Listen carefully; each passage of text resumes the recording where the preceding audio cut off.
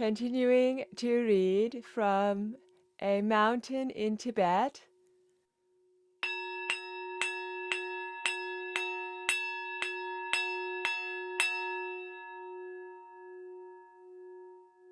My meeting with my other brother, Palden Drakpa, and my sister Zimi was joyous, but also heartbreaking.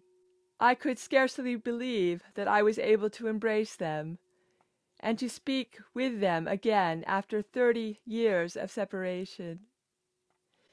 Zimi, with whom I had paddled in the shallows of the river in Darak, was by this time a very capable, mature woman. She was married and the mother of 6 children. A whole lifetime worth of experience had left its traces on her face, as they had on mine, but her smile was just the same. I had few memories of Palden from before. We had only been together in Darak for a few months after he returned from the village where he grew up, to assume his role as the family's heir. I left for Dol Malakan shortly after his arrival. He had been in Darak with the rest of our family when the surrounding area was taken by the communists. Now he looked much older than his nearly 50 years. He was haggard and subdued. The story he told was devastating.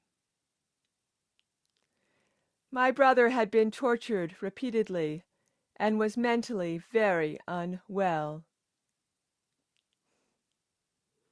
He recounted how, after our escape, the Chinese rounded up the family and exacted revenge for the fact that their son, a tulku, had escaped.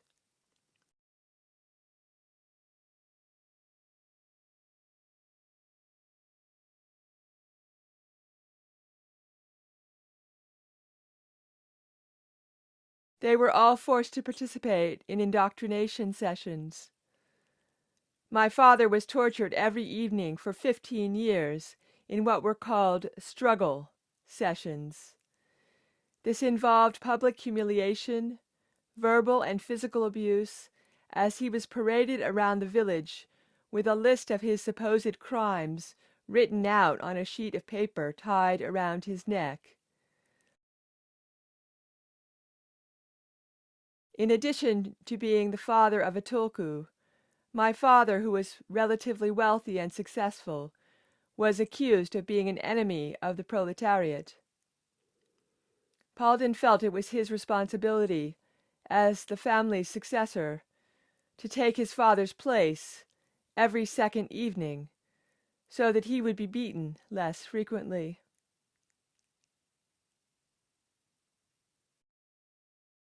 After that, my brother was sent away to do forced labor on a road-building program. The laborers weren't even given adequate food. Palden had to kill many animals just to survive. He was truly a broken man.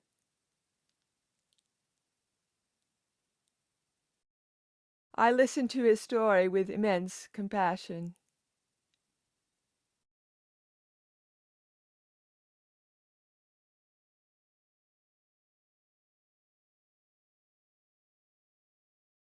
I felt glad that I'd been able to stabilize my mind before I heard it, because otherwise I have no doubt that it would have stirred up feelings of anger and hatred towards the Chinese. As it was, I felt deeply saddened for all my family and for the soldiers and the officials who had tormented them. Everyone involved had suffered terribly. This was also another turning point in my long journey to stop blaming Akong for my life's losses. I had mostly let go of that resentment during my years in retreat, but now I was receiving another important lesson. If I had stayed in Darak, rather than going to Dol Malakan, I too would have been tortured and sent to do forced labor. I would almost certainly have ended up as broken as my poor brother, if not more. I felt immensely grateful to Akon for having been the agent of my escaping this fate, and instead being able to embark on a spiritual path.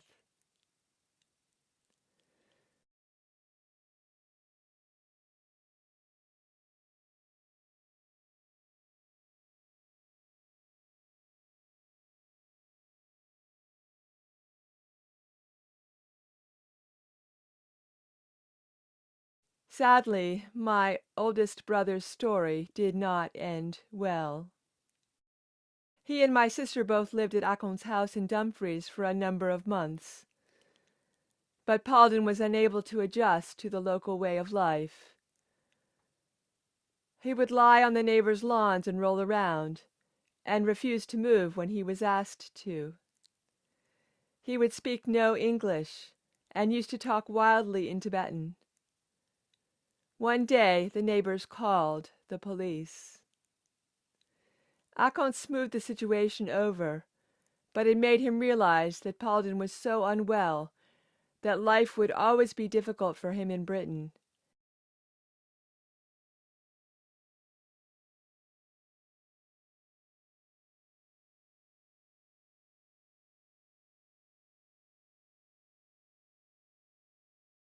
And he would surely be happier in Tibet. So Zimmy stayed in Dumfries. But Palden returned and was cared for by our other sister, Yangcheng Lama, with support from Akon.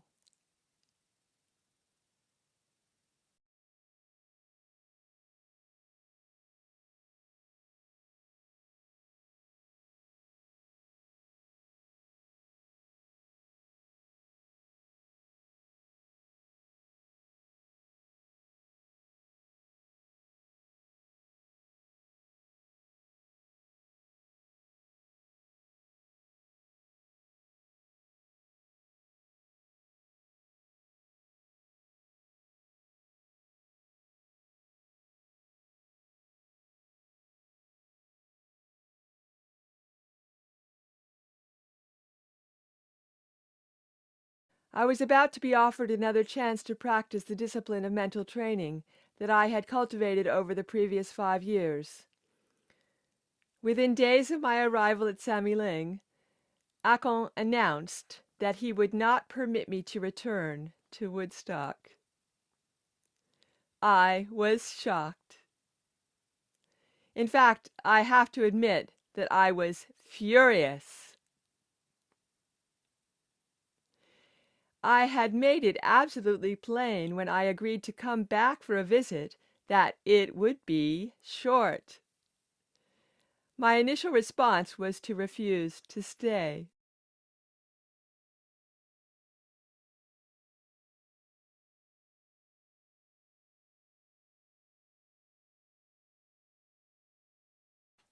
I had promised Khenpo Karthar that I would return.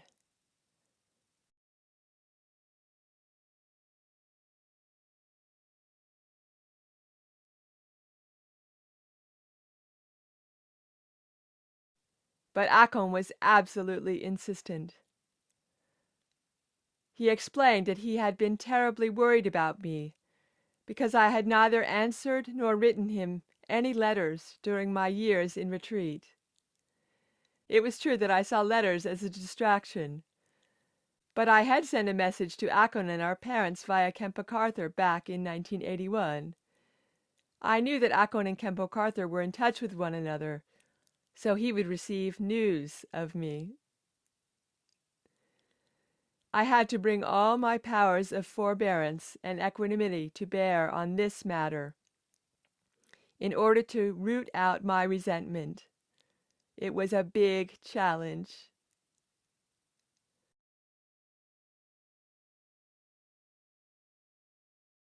Akon eventually won me over by promising that I could continue my retreat.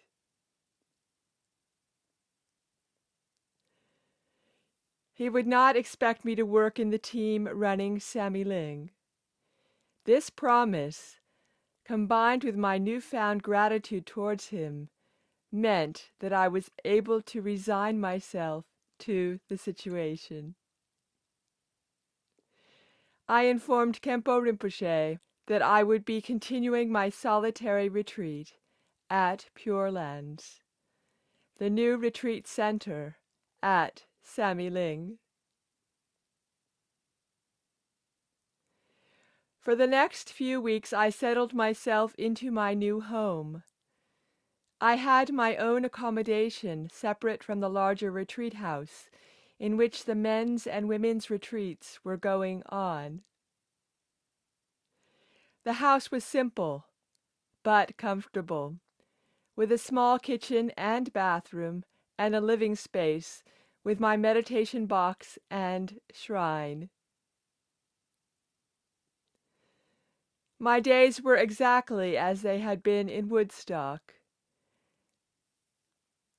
though the view out of my window was once again of green rolling hills rather than the woods of New York State.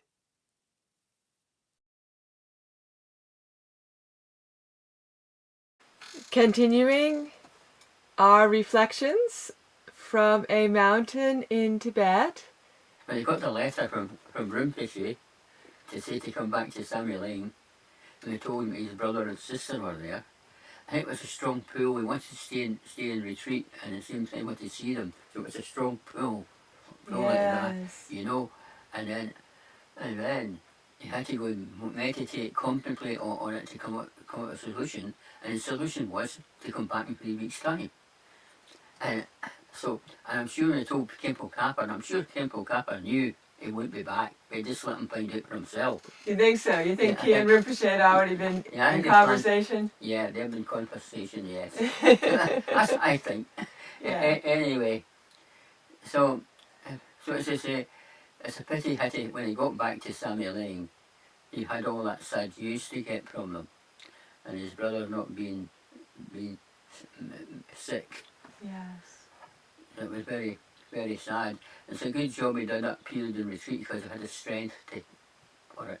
That's right. To accept it, you know, he had the strength to deal with that news, you know. What a shock. Yes. To realize that those who'd been left behind had really suffered so much. That's right. So this is somewhat of a challenging part of the story to listen to because of the hardships that were created by the escape, and Lama Yeshe Rinpoche realizing for the first time how lucky he was to have been able to leave Darak, because what would have waited for him there if he had stayed was very, very hard. I went through a great hardship trying to escape, and those who remained behind went through the hardship without trying to escape. That's the thing. It was the karmic, wasn't it? Yes. The family had been treated so cruelly, and the father had been both mentally humiliated but also beaten up. That's right. That was very powerful, wasn't it, that the son took the father's place every second day? That's right, yeah. Aye. That seemed to be something they have in the Chinese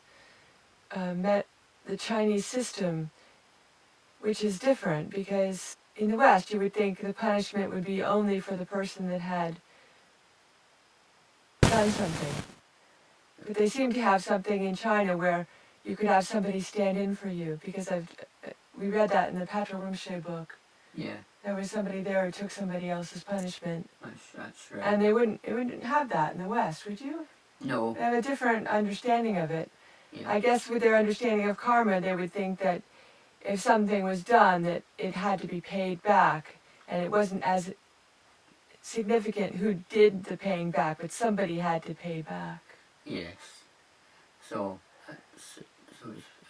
I wouldn't get away with that in the West, no. No. But suppose in China it's a different thing altogether. That's how they thought of it, quite differently. Yeah. But it's amazing how they could be so cruel. Yes. You know, put cruel punishment.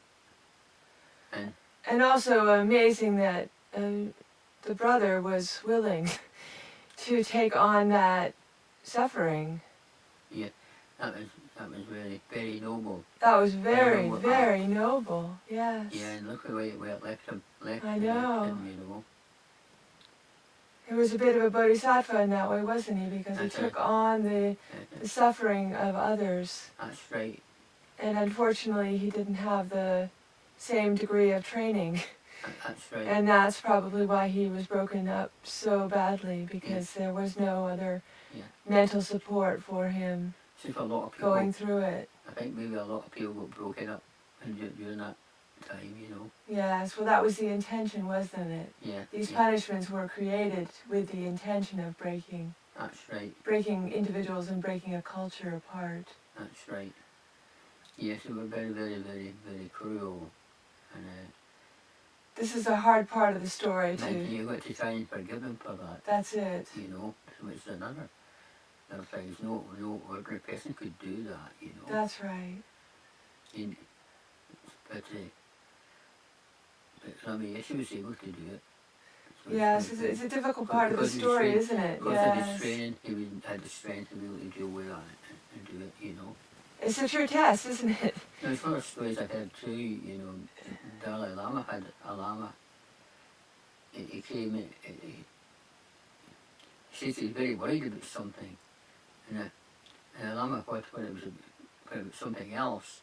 But when he told him he's worried about losing his compassion for the Chinese, which he's worried about after all that torture and losing his compassion, is a very, very powerful thing to happen to you while keeping your compassion, you know. This is it. That is very, very, very powerful, strong stuff, you know. Yes. These are our true tests, aren't they? Yeah. When life creates situations where we could respond in our ordinary way, or we could be called upon to stand into a spiritual response. Yes. It takes a lot of training and preparation, and also clarity, as well as all the practice that prepares us to handle these difficult situations. Yes. Were you there when the sister was there? There's some of them, yeah. I remember some of them, yeah.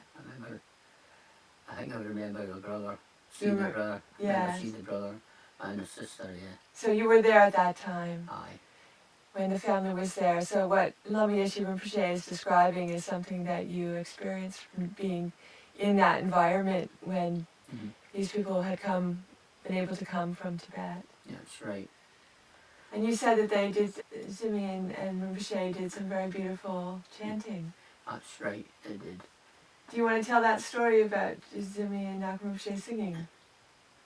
Well, his sister, no, I didn't actually see them, but I heard about it, you know. Yeah, what did you hear?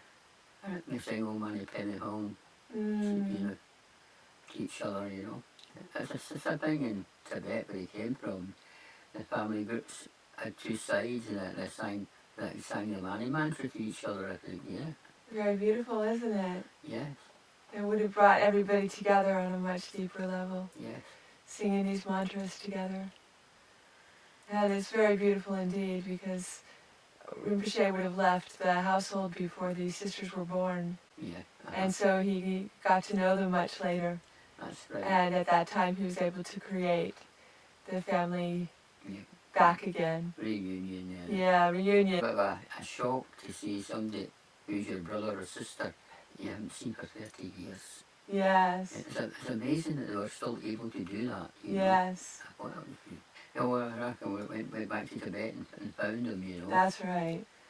So when they discovered their parents were dead, and oh well, you know. Yes. And isn't that beautiful that Lama Yeshe was able to reunite with his family members again? Yeah. Very, very beautiful. Yeah, and then it was great that Rinpoche was able to come into China and negotiate. That's right. About things, you know. Yes. After it was into his family, you know. Yes. You know, it was quite good that that was able to happen, you know. I gained a little bit of understanding about from this section that I hadn't been aware of was, you know, how Rinpoche was always so much caring about people that had mental illness. Yeah, aye. And I'm thinking that possibly what he saw happen to his brother Yeah. might have made it so deep and so personal Yeah. that that's why he was so committed Yeah. to trying to help those who had Yeah. mental confusion and mental illness, Yeah. because he had seen the impact of it up close and personal in their own family. Yeah. I hadn't had that understanding before, that this concern about that particular group of people, or those people who have gone through those experiences, was again being informed and influenced by things that both Lama Yeshe and Rinpoche experienced directly. And they're able to open their hearts so fully to people that are often very misunderstood and may not be able to be helped either, but they've both been so incredibly open to people that are struggling in that way. Yeah. And they've both made a huge difference with people Yeah. that ordinarily might not get that same kind of support and caring. It's a very beautiful example they've set of how to be in the world, loving and caring for those who need it the most. Yes. So we are again inspired by their example, and very grateful that Lama Yeshe Rinpoche was able to turn his practice to such a beautiful support for those that had been broken down by what happened with the Chinese. Yeah. And in that way triumphing yet again through the practice, which gives us all more to think about as well, and also inspiration. So we're grateful for that also. Yeah. Oh, very good. Very good. Okie dokie. Okie dokie. Okie dokie. Okie dokie.